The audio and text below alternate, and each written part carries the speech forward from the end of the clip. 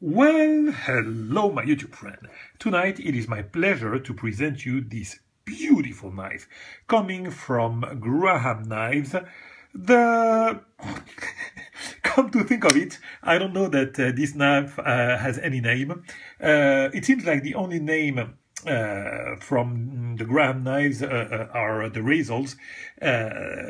This one might have a name, but actually, as a matter of fact, I don't know it, and it's not the problem, actually. It also seems like the trend of the days on my YouTube videos is to make vids about knives that are going to be sold, actually, and going back to a new home.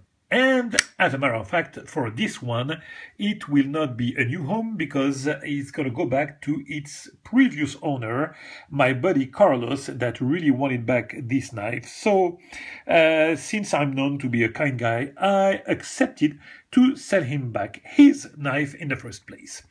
I hosted it for some months, and I can tell you something, this knife is just simply incredible, and we are going to talk about it, starting with some, some history. Why not some history, This knife is made by John Graham. John and his brother Josh. I mean, those guys, they started to make knives for quite a while now, and they started to, if I remember correctly, they made their first Razel, it was back in 2001, something like that, and they made a name for themselves. Actually, we hear mostly talking about John Graham, but he's mainly working also with his brother Josh. They are true custom knife maker. I mean, I think that John is still, drawing with his hands, the design. They do everything like by hand, except the heat treatment of for their blades. But that's a true custom knife. I mean, when you buy a Graham knife, you can be sure that it's going to be a true custom. So, they're known, of course, for the Razel, which is, for me, one of the most preposterous. I'm sorry about you guys that like the Razel, but for me, I couldn't have. I mean, I know this brand for now years now, and I was never able to get any of their knives because of the Razel, actually. And I was always, interested in his knives because it's, those are true custom, and they have an impeccable reputation. So I really wanted eventually to get a knife from them, and man, what a great knife this one is. I'm a bit sad to part with it, but it is how it is. I have plenty of knives, and I truly enjoyed this one during its time with me. So yeah, the Razel, I couldn't buy this design, definitely not. But anyway, some of you guys definitely like it. That's why he's so famous now. He's also famous for this, which also is to me kind of preposterous. I'm sorry, I'm unbiased as always, but I have to say what I think about this tail clip.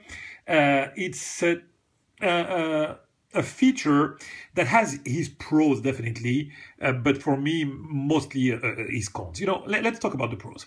The pros is that, of course, you don't have anything that will that will make any kind of hotspot whatsoever with the clip. Of course, when you hold your handle in your hand, the clip won't bother you. At least it won't bother you on the scale. But here, it can be. It can hurt a little bit your pinky. When you grab it like that, there can be a hot spot, and actually there is one.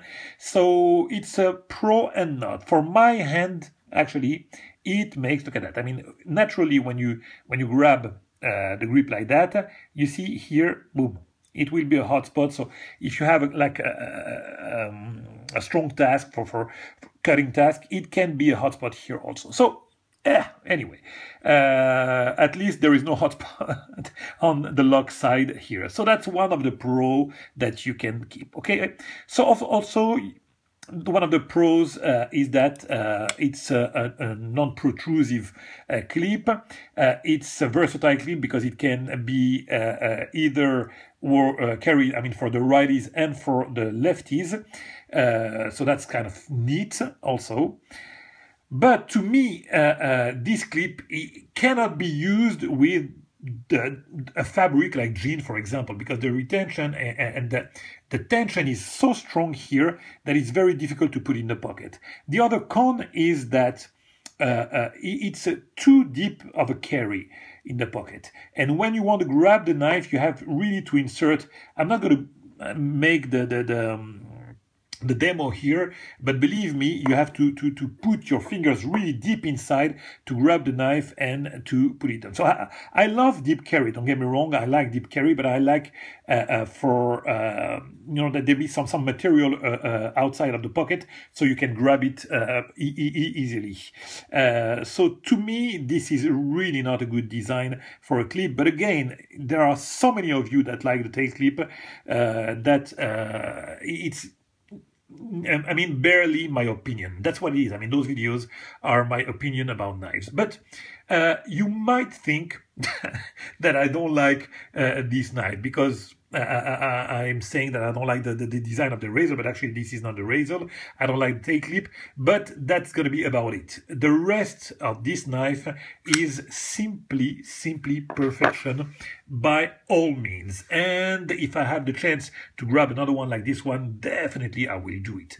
So let's start with the handle. Here we have a full titanium handle with some accents of Kevlar here. This is actually something that I really like, you know.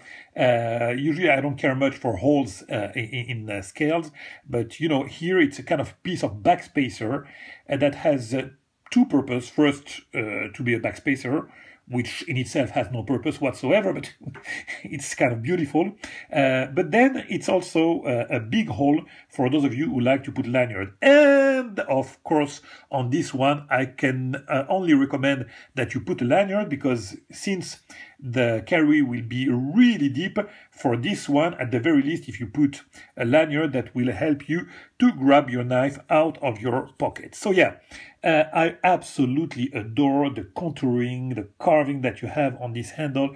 This work is just about splendid. The anodization is out of this world. I just this is actually the feature that I loved the most when I saw the knife, and I can tell you something, the video will never do it the justice it deserves. It's just a splendid finish on both sides.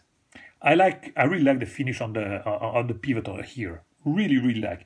I like also those cuts on the lock bar. This is just splendid handles. I couldn't be happier with those handles.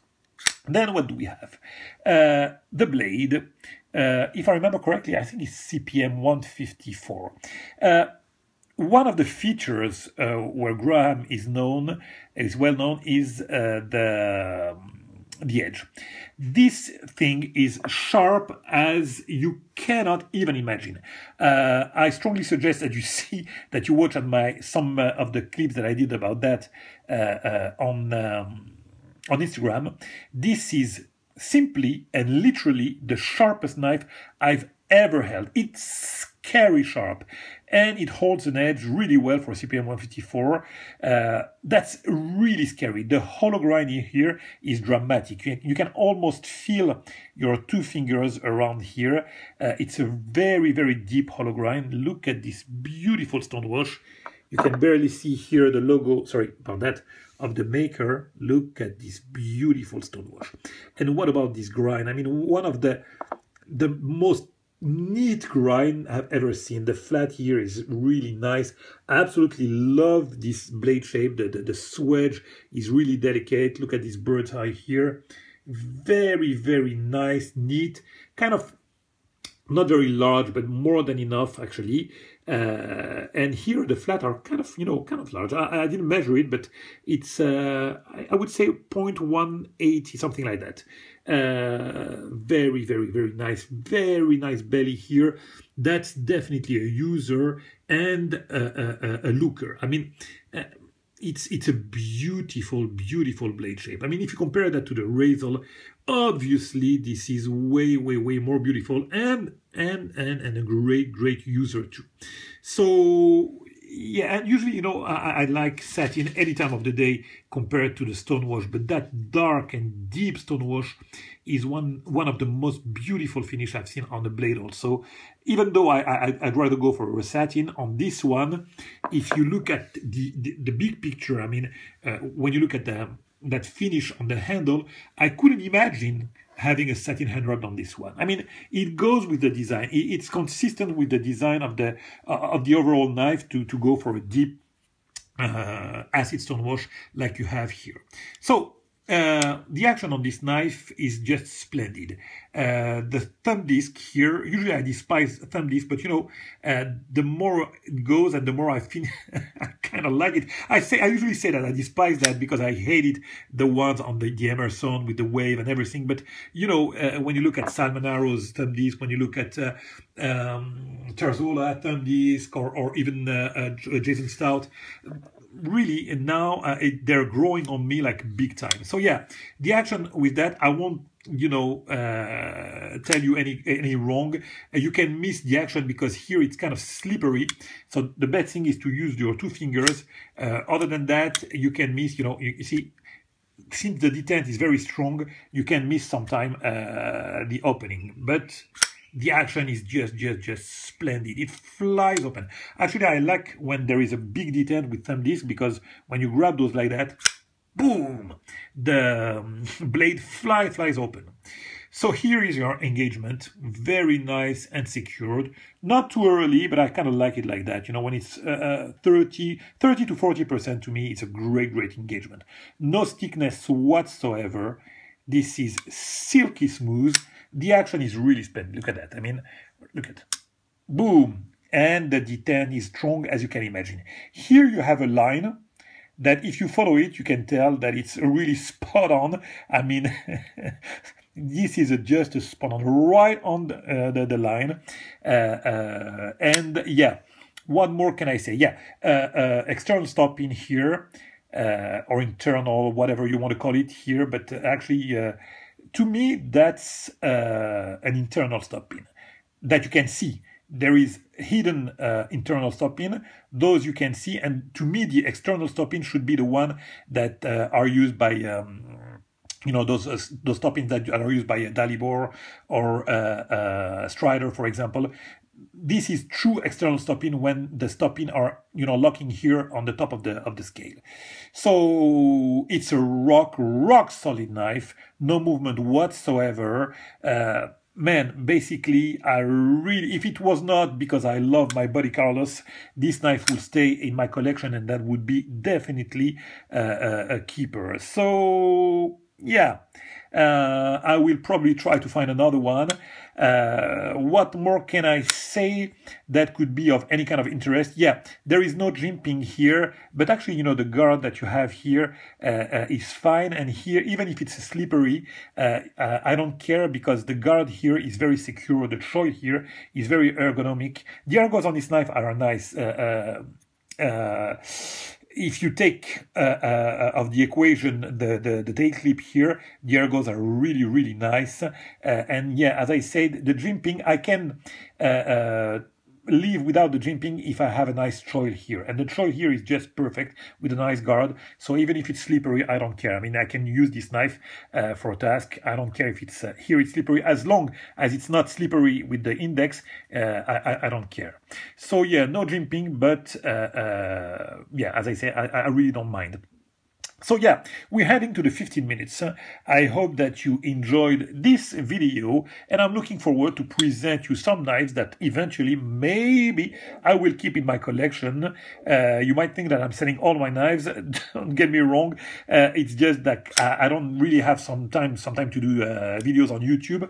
So when there is an opportunity to do one, when a knife like that has to go, I do it. So I will try to make some more, and I look forward to do that actually. And I'm yeah, on those notes, I will catch you very soon for a new video, hopefully. Bye bye, my friends.